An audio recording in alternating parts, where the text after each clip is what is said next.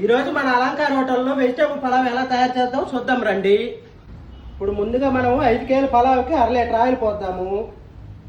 ఇప్పుడు ముందుగా దీంట్లో చెక్క, మొగ్గ, లవంగాలు, జాపత్రి, మెంతాకు వేసేస్తున్నా.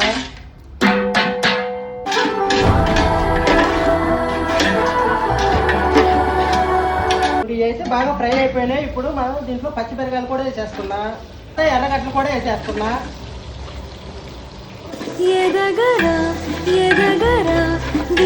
బాగా బ్రౌన్ కలర్ లోకి వచ్చినాయి. తర్వాత నేను అల్లం పేస్ట్ వేసేస్తున్నా, కొత్తిమీర, పుదీనా కూడా వేసేస్తున్నా. అలాగే దీంట్లోకి నేను టమోటా కూడా వేసేస్తున్నా. తర్వాత దీంట్లోకి క్యారెట్, బంగాళదుంప కూడా వేసేస్తున్నా.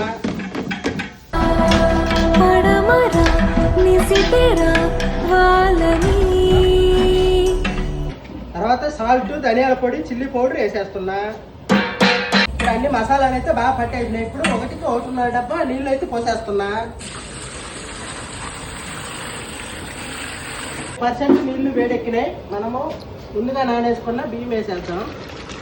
ఇదిగోండి, ఇప్పుడు 70% ఉడికింది రైస్. దీంట్లో నెయ్యి వేసేస్తున్నా.